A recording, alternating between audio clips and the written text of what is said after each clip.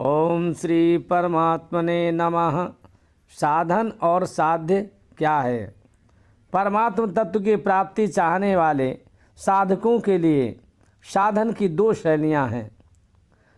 करण सापेक्ष अर्थात क्रिया प्रधान शैली और करण निरपेक्ष अर्थात विवेक प्रधान शैली। जिस शैली में करण, इंद्रियां, मन, बुद्धि तथा क्रिया की प्रधानता रहती है उसको करण सापेक्ष साधन कहते हैं, और जिस शैली में सत असत के विवेक की प्रधानता रहती है उसको करण निरपेक्ष साधन कहते हैं। करण क्या है? क्रिया की सिद्धि में जो प्रधान हेतु होता है उसको करण कहते हैं।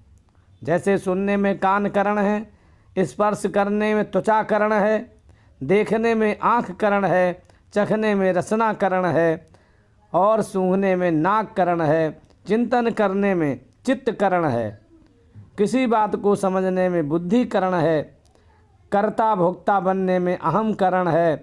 तात्पर्य है कि सांसारिक कार्य करने के जितने औजार हैं वे सब करण कहलाते हैं। शरीर में कुल 13 करण हैं। श्रोत्र, त्वचा, नेत्र, रसना, घ्राण, वाणी, हस्त, पाद, उपस्थ और गुदा, ये 10 ज्ञान इंद्रियाँ और कर्म इंद्रियाँ वही करण हैं तथा मन, बुद्धि और अहंकार ये 3 अंतःकरण हैं।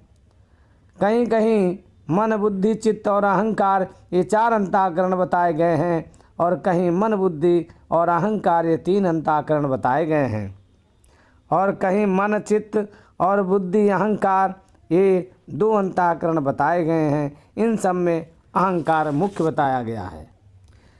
करण सापेक्ष और करण निरपेक्ष क्या है?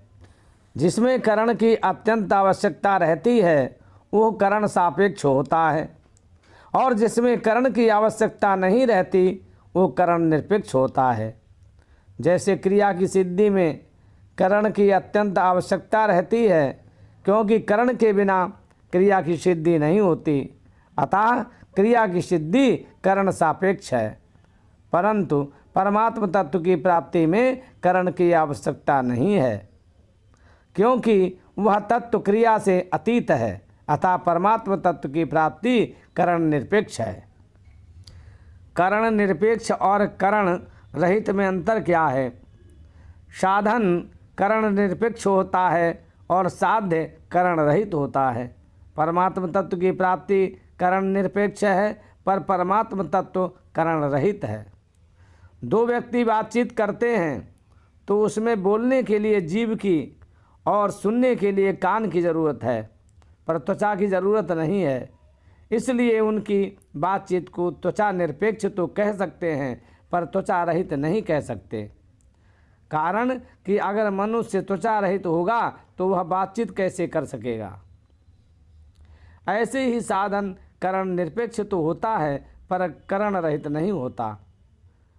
पढ़ाई चक्षु निरपेक्ष तो होती है पर चक्षु रहित नहीं होती, और चक्षु निरपेक्ष कहने का तात्पर्य है कि जिसके चक्षु हैं वो भी पढ़ाई कर सकता है और जिसके चक्षु नहीं हैं वो भी कान से सुनकर पढ़ाई कर सकता है।